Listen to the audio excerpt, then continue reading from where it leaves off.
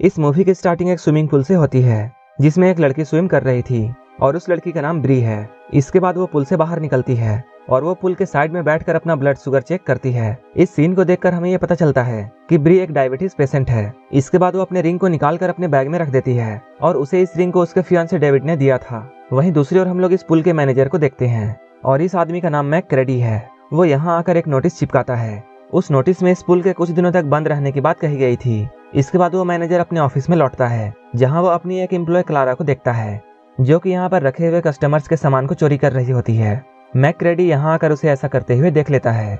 इसके बाद वो उसे ऐसा ना करने के लिए कहता है।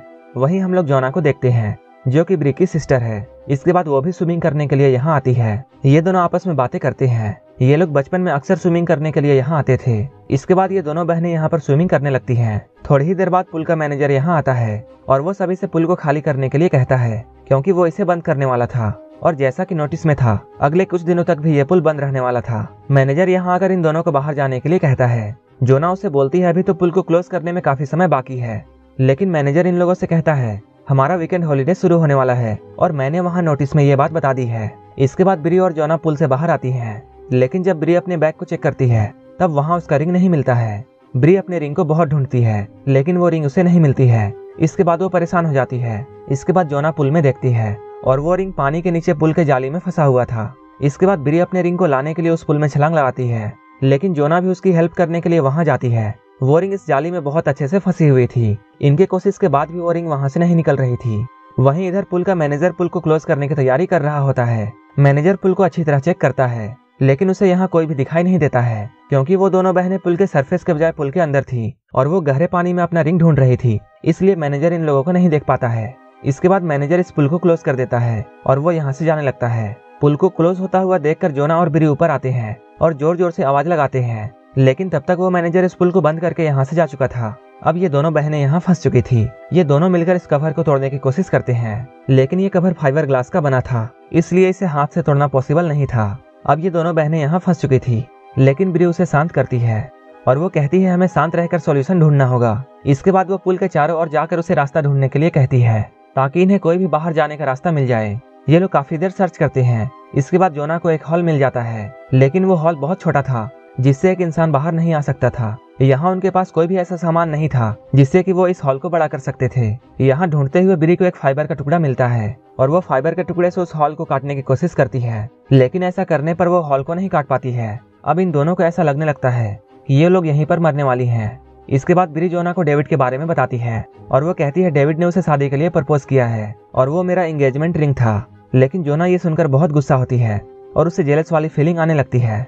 ब्री जोना की बातों को सुनकर ये समझ जाती है कि उसके रिंग को जोना ने ही यहाँ फेंका था और वो दोनों यहाँ पुल में फंसी हुई हैं, जिसका कारण जोना है, क्योंकि वो अगर रिंग को यहाँ नहीं फेंकती तब ये दोनों भी यहाँ नहीं फंसते।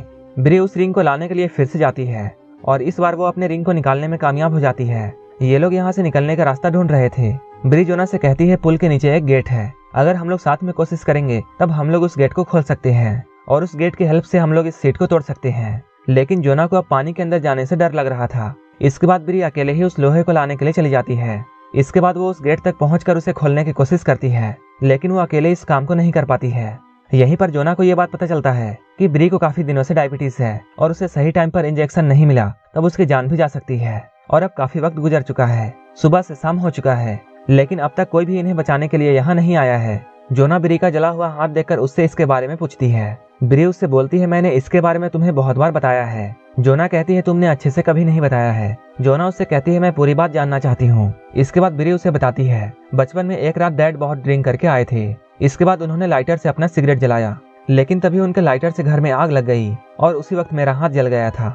वो बताती है डैड मुझे मारा भी करते थे। इधर जोना भी अपनी स्टोरी बताती है और वो कहती है मुझे नशे की आदत लग गई है जिसकी वजह से मुझे रिहैब सेंटर में जाना पड़ता है। जब ये दोनों आपस में बातें कर रही होती हैं तभी पुल के बाहर से किसी की आवाज आती है। पुल के बाहर क्लेरा होती है जिसे मैनेजर ने चोरी करते हुए पकड़ा था। ब्री यहाँ चिल्लाकर क्लेरा से हेल्प मांगती है। क्लेरा इन दोनों को देखती है, लेकिन वो इनके हेल्प करने के बजाय इनका बैग चेक करने लगती है और वो इनका मोबाइल और एटीएम अपने पास रख लेती है। इसके बाद वो इनसे मोबाइल का पासवर्ड पूछती है और साथ साथ एटीएम का पिन भी पूछती है।